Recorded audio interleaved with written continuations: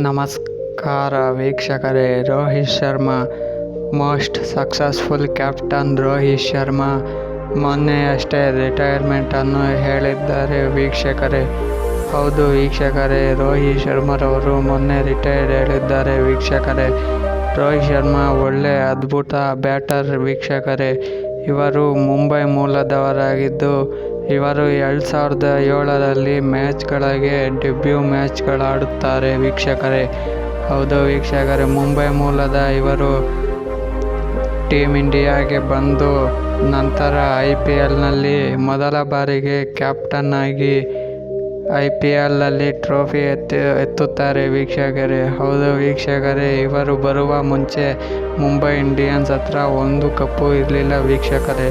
ಇವರು ಬಂದ ನಂತರ ಅದೃಷ್ಟ ಲಕ್ಷ್ಮಿಯೇ ಕೈ ಹಿಡಿದ ಹಾಗೆ ಮುಂಬೈ ಇಂಡಿಯನ್ಸ್ಗೆ ಕಪ್ ಎತ್ತು ಕೊಡ್ತಾರೆ ವೀಕ್ಷಕರೇ. ಹೌದು ವೀಕ್ಷಕರೇ, ರೋಹಿತ್ ಶರ್ಮಾರವರು ಎಂಥ ಬ್ಯಾಟರ್ ಅಂತ ನಿಮಗೆ ಗೊತ್ತು ವೀಕ್ಷಕರೇ. ಮೊಟ್ಟ ಮೊದಲು 200 ಹೊಡೆದ ಭಾರತೀಯ ವೀಕ್ಷಕರೇ.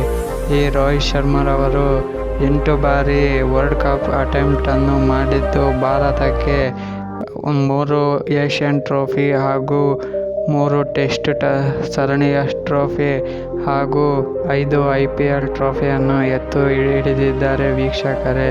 ಹೌದು ವೀಕ್ಷಕರೇ, ರೋಹಿತ್ ಶರ್ಮಾರವರು ಓಪನರ್ ಬ್ಯಾಟರ್ ಆದರೆ ಇವರು ಒಂದು ಟೈಮಲ್ಲಿ ನಂಬರ್ 7 ಬ್ಯಾಟರ್ ಆಗಿ ಅಂಕಣಕ್ಕೆ ಇಳಿಯುತ್ತಿದ್ದರು ವೀಕ್ಷಕರೇ.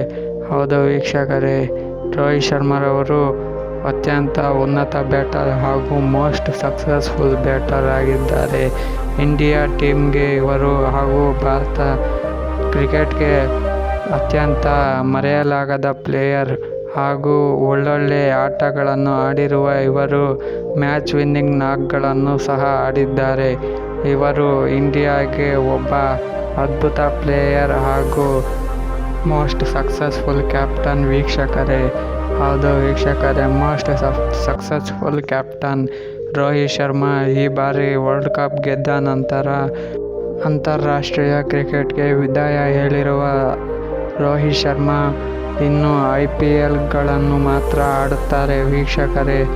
ಹೌದು ವೀಕ್ಷಕರೇ, ಇಂಥ ಪ್ಲೇಯರ್ ಇಷ್ಟು ಬೇಗ ನಿವೃತ್ತಿ ಹೊಂದಿರುವುದು ಭಾರತೀಯ ಅಭಿಮಾನಿಗಳಿಗೆ ಹಾಗೂ ರೋಹಿತ್ ಶರ್ಮಾ ಅಭಿಮಾನಿಗಳಿಗೆ ಬೇಸರಕರ ಸಂಗತಿ ವೀಕ್ಷಕರೇ.